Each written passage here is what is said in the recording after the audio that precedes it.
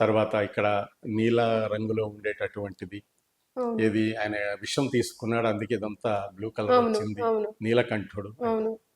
ఇప్పుడు మన యొక్క భూమిని కాపాడేటటువంటి ఓజోన్ పొరకి అది ప్రతీక. ఆ యొక్క విషం లోపలికి వస్తే, ఆ విషం లోపలికి వస్తే జీవులు చనిపోతారు. బయటికి వెళితే ఇంకా వేరే దేవతలు, యక్షులు, కిన్నరులు వీళ్ళందరికీ ప్రాణహాని జరుగుతుంది. కాబట్టి ఆయన అక్కడే ఉంచాడు అనేటటువంటిది ఓహో! పురాణ కథ. ఓకే. ఓకే. అది ఆ! సూర్యుడి యొక్క అతినీల లోహిత లోహ కిరణాలు. కిరణాల నుంచి మనల్ని కాపాడటం కోసం అది అక్కడ ఉంది, ఒక పొర ఉంది. ఆ విషయాన్ని మన మహర్షులు గ్రహించి అదే ఓకే. ఈయన యొక్క నీలం రంగులో ఉన్నటువంటి ఆ యొక్క పొర అని గమనించారు. ఓహో! ఇంతకుముందు వినాయకుడి గురించి చెప్పినట్టుగా ఈ కంఠం చుట్టూ ఉన్నటువంటి పాము ఏదైతే ఉందో ఆ! అది ఈ యొక్క భూమి యొక్క అది యొక్క గమన మార్గం అన్నమాట. ఓహ్! ఇవన్నీ కూడా ఆలోచించి మానవాకారం కల్పించేసరికి ఇలా. హ్మ్. తరువాత ఈ ఎద్దు, ఈ అమ్మవారి దగ్గర ఉండే పులి, హ్మ్. ఈ యొక్క పాము, ఆయన ఒంటి మీద ఉండే పాములు అంటే సమస్త ప్రకృతి కూడా వాళ్ళ యొక్క కుటుంబము అని చెప్పటం కోసమే. హ్మ్. పాకే జంతువులు, తర్వాత ఎద్దు లాంటి పశువులు, హ్మ్. పులుల్లాంటి క్రూర జంతువులు ఎక్కడో హ్మ్. అడవుల్లో ఉంటాయి కదా అనుకుంటాం. అవును. కానీ క్రూర జంతువులు హ్మ్. ఇవన్నీ కూడా ఆ యొక్క శివుడికి ఆపాదించి వాళ్ళే ఆ లెక్క ఈ ప్రపంచమంతా వాళ్ళ యొక్క కుటుంబము అని హ్మ్. చెప్పి నిర్ణయానికి వచ్చారన్నమాట. అది ఓకే. సమస్త ఆహార వ్యవస్థ అన్నపూర్ణాదేవి. పార్వతీ మాత. అన్నపూర్ణాదేవి పార్వతీమాతే. హ్మ్.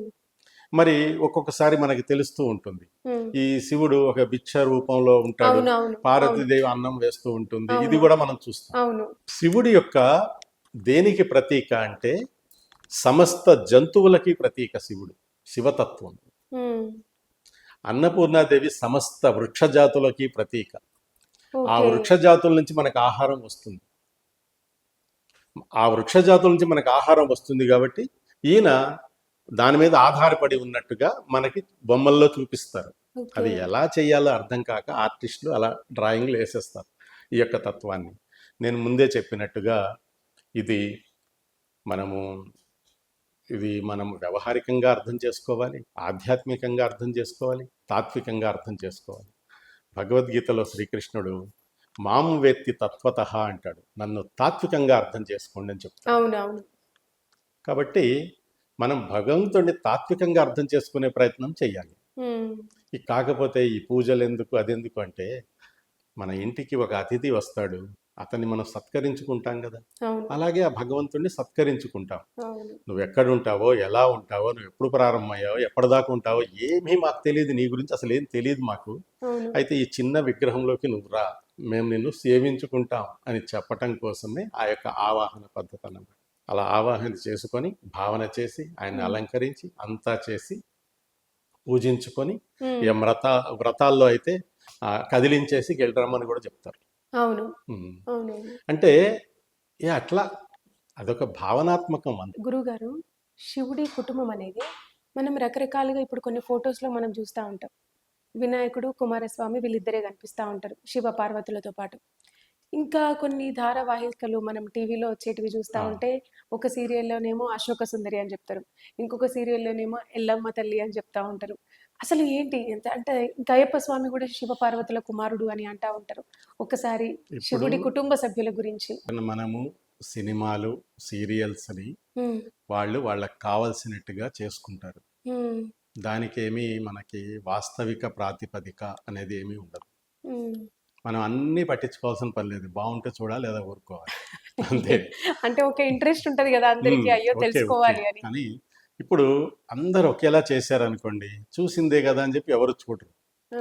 కాబట్టి ఏదో కొత్త కొత్తవి, కొత్త కొత్త చిలువలు, పలవలు అంటించేసి ఏదో హ్మ్. కొత్తగా ఇప్పుడు శివుడనే క్యారెక్టర్ అందరికీ తెలుసు కాబట్టి, ఆ అవును. శివుడి యొక్క క్యారెక్టర్‌కి మిగతావన్నీ యాడ్ చేసి ఏవో తయారు చేస్తూ ఉంటారు. ఇంతేకాదు పురాణాల్లో కూడా హ్మ్. ఇలాగే ప్రత్యక్షాలు వచ్చేసాయన్నమాట. హ్మ్. పురాణాలు కూడా. హ్మ్. ఎందుకంటే పురాణాలు కూడా ఒకప్పుడు ప్రింటింగ్ టెక్నాలజీ లేదు. హ్మ్. ఎవరో రాస్తారు. హ్మ్. వాళ్ళకి తెలిసింది, వాళ్ళు హ్మ్. చూసింది కొంత, ఊహించుకున్నది కొంత రాస్తారు. హ్మ్.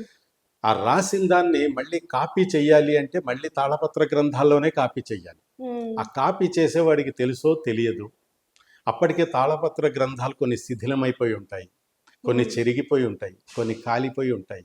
ఎందుకంటే ఆనాడు ఏమి స్టోరేజ్ కరెక్ట్గా లేదు కదా. దాన్ని వీళ్ళేదో కల్పించి, వాళ్ళకి తెలిసింది కల్పించి రాసేసి ఆ యొక్క పురాణాలని కూడా చాలా వరకు మనకి చెడుదారి పట్టాయన్నమాట. అందుకని నేనేమంటానంటే పురాణాలని మనం దృష్టిలో పెట్టుకోవద్దు. ఆనాటి జనానికి అవి అలా అవసరం కాబట్టి వాళ్ళు అలా చెప్పేశారు. పురాణము అంటే ఏంటంటే పూర్వకాలంలో ఎప్పుడో చెప్పబడింది అని అర్థం. అవును. అంటే మీరు కూడా ఒకసారి ఒక ఒక సందర్భంలో మీరు అన్నారు గురువుగారు, లక్ష్మణ రేఖ అనేది రామాయణంలో లేదు, వాల్మీకి రామాయణంలో లేదు మనం అని. వాల్మీకి రామాయణాన్నే మనం తీసుకోవాలి, అవును. మిగతా వాటిని తీసుకోవద్దు. ఎందుకంటే ఉమ్, వాళ్ళు వాళ్ళకి ఇష్టమైనట్టు రాసేస్తారు. ఒక 300 రామాయణాలు ఉన్నాయి. 300. ఉమ్. ఓకే. అంటే ఇంకా ఎక్కువే ఉన్నాయి. ఆ, ఒక 29 రామాయణాలు మాత్రం బాగా ఫేమస్ అయినాయి. ఉమ్, ఈ తులసి రామాయణము, తర్వాత ఇదంతా ఉమ్. మొల్ల రామాయణము, రామాయణ విషవృక్షం అని కూడా ఒకటి ఉంది, రంగనాయకమ్మ గారు రాశారు. రామాయణ విషవృక్షం. చదవండి. పేర్లోనే విషం ఉంది అందులో. వాళ్ళు విషం కక్కారు, అందుకే విషవృక్షం. ఆహా. అయితే దీని గురించి కూడా మనం, అంటే రామాయణం గురించి కూడా ప్రత్యేకంగా ఒక ప్రోగ్రామ్ లో కూడా మనం ఒకసారి మాట్లాడుకుందాం గురుగారు. మాట్లాడుకుందాం. మాట్లాడుకోవటానికి బోలెడన్ని ఉన్నాయి, మామూలుగా లేదు. అయితే శివుడి యొక్క కుటుంబంలో ఇవన్నీ ఉన్నాయన్నారు కదా, నేను చెప్పాను కదా. అవును. పాకే జంతువులన్నిటికీ ప్రతీక పామైతే, ఆ, పశువులన్నిటికీ ప్రతీక ఈ ఎద్దు, వృషభం, అవును. నంది. ఆ, తరువాత ఈ క్రూర జంతువులకి ప్రతీకగా మనకి మనకి పెద్ద పులి.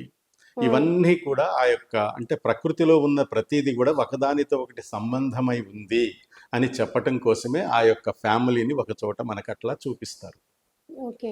అలాగే వినాయకుడు ఉంటాడు. వినాయకుడు సమస్త జంతువులకి ప్రతీక అని చెప్పుకున్నాం కదా అవును. ముందే. అవును. సమస్త జంతువులు, వృక్ష జాతులు అన్నిటికీ అవును. ప్రతీక అని చెప్పుకున్నాం కదా. ఉమ్, అలాగే ఇదంతా విశ్వము, ఇదంతా ప్రకృతి కాబట్టి వాళ్ళే మనకి మాతాపితలు. అలా పార్వతీదేవిని ప్రకృతి స్వరూపంగా, అవును. శివుడిని స్థిరమైన ఒక ఆధ్యాత్మిక స్వరూపంగా మనం భావిస్తాం. ఓకే. ఎందుకంటే శివుడు మారడు, స్థిరమైనటువంటి వాడు శివుడు. ఉమ్. మరి పార్వతీదేవి అర్ధనారీశ్వరుడు. పార్వతీదేవి మారుతూ ఉంటుంది.